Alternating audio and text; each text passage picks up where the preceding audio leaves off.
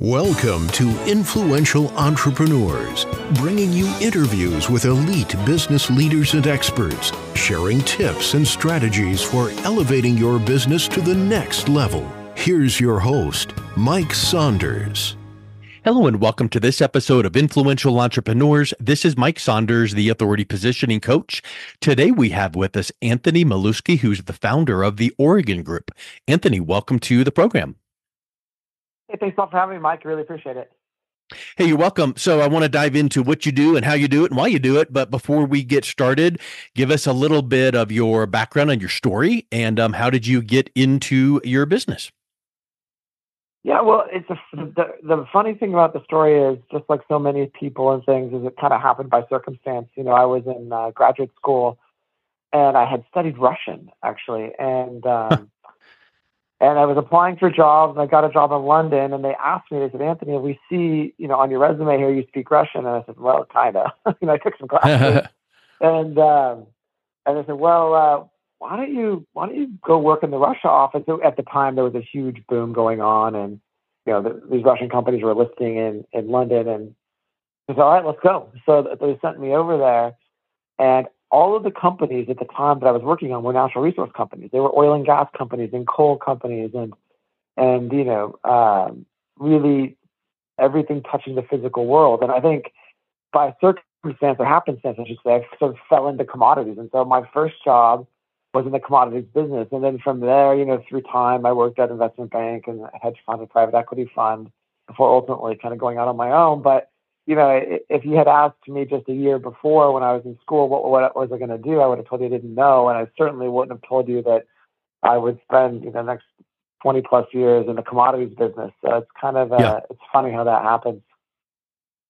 It's interesting, though, if you kind of take two steps back and kind of look at it from the 30,000-foot view, you did your preparation, you went and got schooling, then you took initiative and went out and got a job, and then you started noticing things, trends and things like that in your environment, and then one thing leads to the next, and then probably if you were to do a deep dive on job number 1, 2, and 3, you learned something in job 1 that you took into job 2, and then you learned something in job 2. So I think that's really interesting, and then that kind of frames us, informs us, right? And now you're all in, with your company, and so.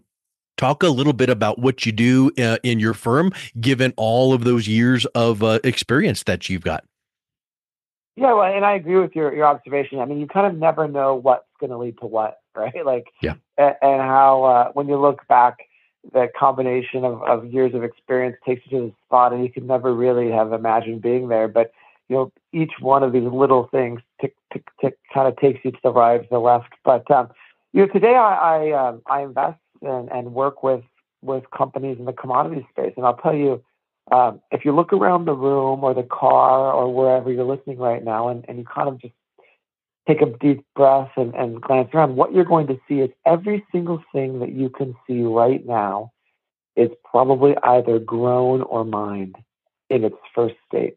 Whether that's glass, that's sand, whether that's wire, it's copper, whether it's that knob, it's petroleum for plastic. And so we live in this world of finished products, but actually everything that we see comes from the earth. And, that's the commodities business, actually. And so, what I do now is I like to write about it and help people to understand, if you think electric vehicles are really interesting, guess what? Copper, cobalt, lithium, nickel, those are all potentially really interesting investment ideas. Or what is the big one right now everyone's talking about? They're talking about AI and all the energy it takes to run these data centers, the CPUs. Well, guess what? Where does that energy come from? It can come from hydroelectric dams. It can come from nuclear energy, one of the cleanest forms of energy. It can come from coal, not as clean.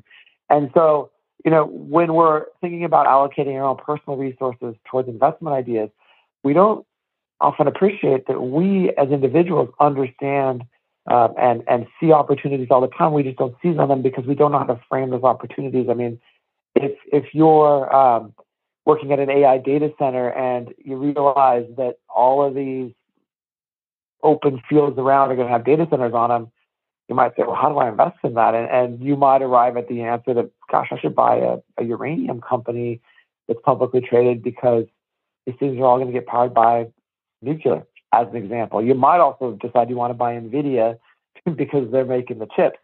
So, we lose sight of the fact that as we go through our lives, we actually have tremendous insights in how to invest and what we should be investing in because of our experience. We just don't know how to reframe that and then think about what actually that opportunity could look like for us. And so, one of the things I like to do is just simply write about these commodities and not as much give advice. Each person has to find their own way and think about their own, situation and circumstance and how they want to express an opinion. But it's helping people be more aware of these trends and ideas as they pertain to the commodities markets. What I love about what you just mentioned there is that it's kind of like a foundational approach. And the word innovation came to mind because you're doing the antithesis of innovation. You're letting other people go, hey, look at this plastic commodity. Let's make this new thing. Whatever this is, fill in the blank, 19,000 bullet points of all the innovation and the cutting edge things we see out there. But you take the approach and say, that's all fine and good. That's, potentially shiny object syndrome, or that's the flash in the pan. Let's let someone else go out there and create and sell and invest and market those things. But at the end of the day, what are the things that you need to do to have all of that? And that's where you're coming from, that commodity, that base, that foundation, because probably you would make the claim you can create anything you want, but at the end of the day, you ain't gonna do it without this and this and this and this. And if that's the case, then investing in and raising awareness in those commodities really is super, super important. I really like how you framed that. Yeah, like you cannot have a modern life. I mean, you cannot drive to work without copper, without oil. I'm sorry. Even if you have an electric vehicle, guess what? It's still oil, right? Like those goods are still transported. So and another way to think about this is think about the gold rush in California, right? This is long before our time here, but you know who made all the money? It wasn't the miners, actually. Sure, there's a couple here and there that made the money. Just like in tech, there are those Facebooks and Googles and those unicorns. But actually, the picks and shovels made all the money. The service providers and while commodities aren't necessarily service providers, I think when you look at the technology side of it, you're taking on tremendous risk. And there's big reward there. But another way to think about playing those themes is to consider the basic materials that are going to comprise of those themes, right? And that's really where I spend my time and my mental effort. In all of your writing and research, what are some of the trends that you're seeing that impact commodities today? So, I mean, there are a few trends. Obviously, the AI boom globally and just the power that it's going to consume is a major trend, one of the most important trends. And then there are also these geopolitical trends. An example is China. China has globally, over the last decade, spent billions and billions of dollars buying and investing in nickel and lithium.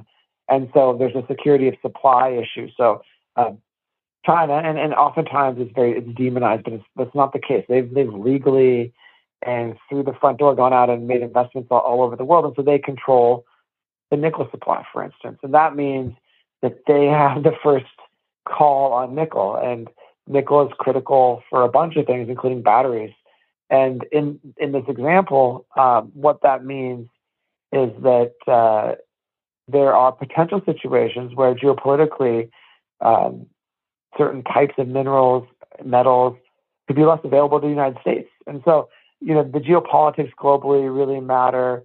The AI power consumption is a big one. And then, of course, electrification in different forms. So you have the obvious story around electric vehicles and, the copper, nickel, cobalt, lithium that goes in there, the tin. But the secondary effect of that is, of course, our power grid. America's power grid, we have not invested in it, and it's decades behind other countries. And so you also have the need to kind of rework through our power grid, and that's a huge impact on copper.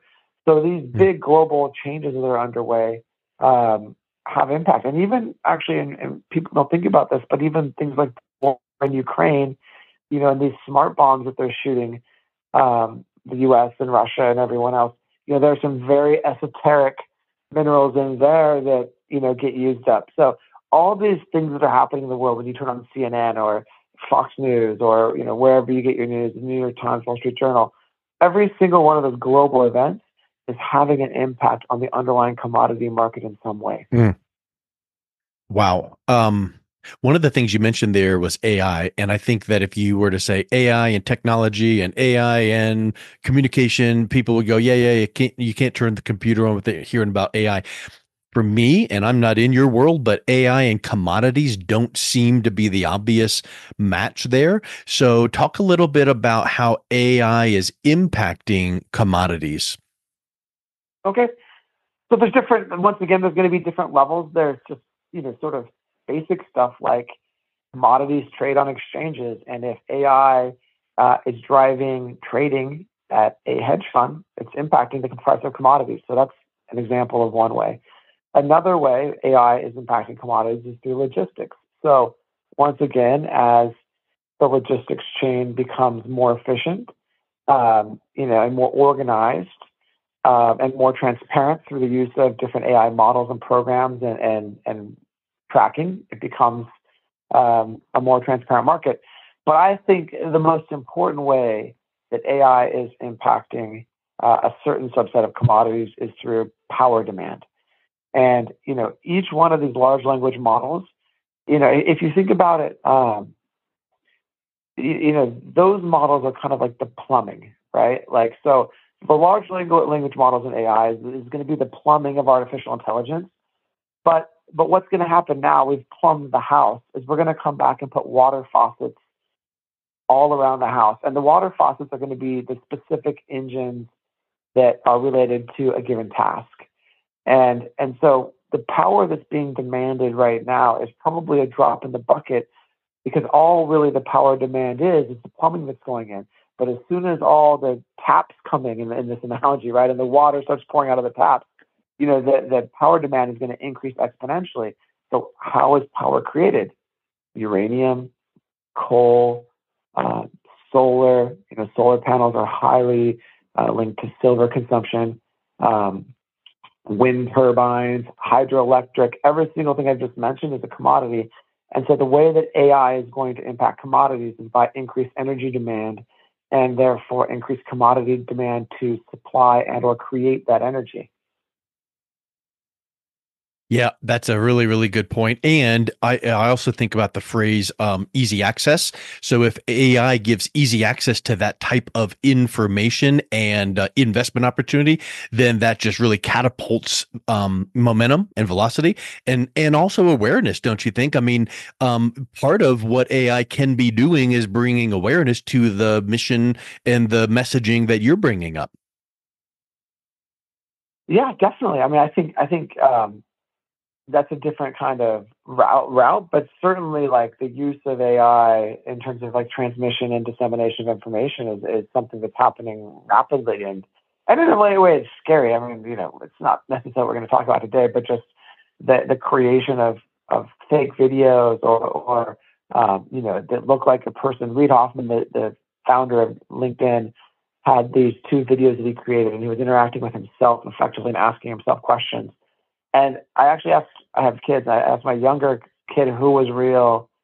I have them on a split screen, like which one was the real person and which one was the AI. And my daughter couldn't tell. And wow. So, I mean, that's scary. And I think we're heading there in a lot of different levels on the human experience with AI. Have you seen the movie Ready Player One?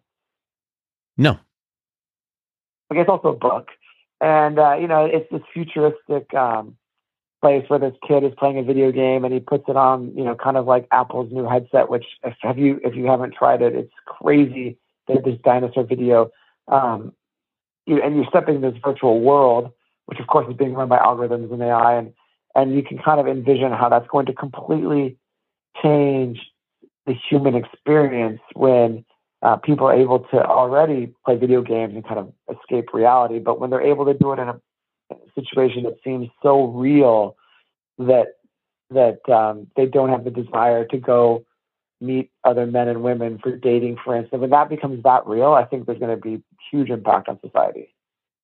100%. You mentioned clean energy, and I know we don't have 19 hours to talk about that because that's probably what it would take just to get the first bullet point out. But what are some good sources of clean energy from what you research and write about? Okay, so the reality is nothing is clean, right? Like everything is shades of gray. Like there's no perfect form of energy.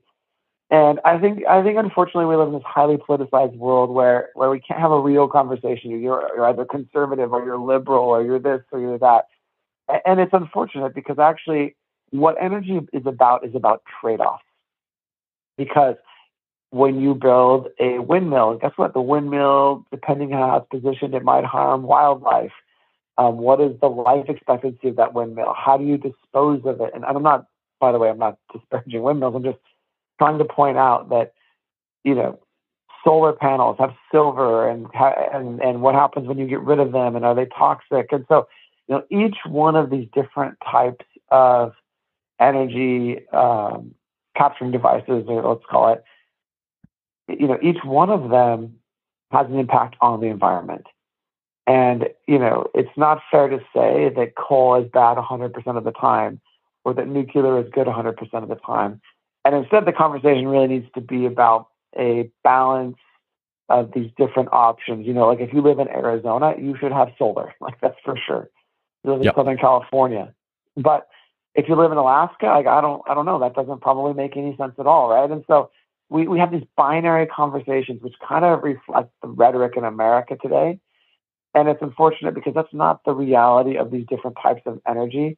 And instead, you really need a mix and you really need it to be tailored to a location and have a real conversation.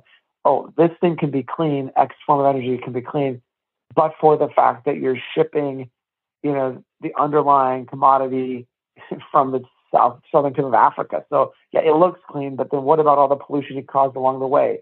So it has to be a more holistic conversation about the supply chain and every aspect of the supply chain. An example is electric vehicles, which I love, by the way.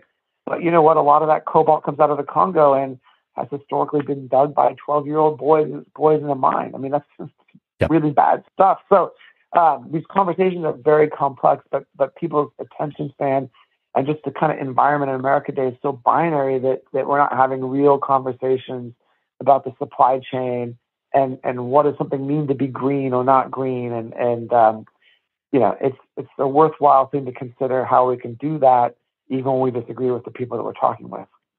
Yeah, 100%. There's a lot more than just the surface headline that you might see online or in the news. So I totally get that. What about carbon credits that we hear about? Is there something you can clarify that for us?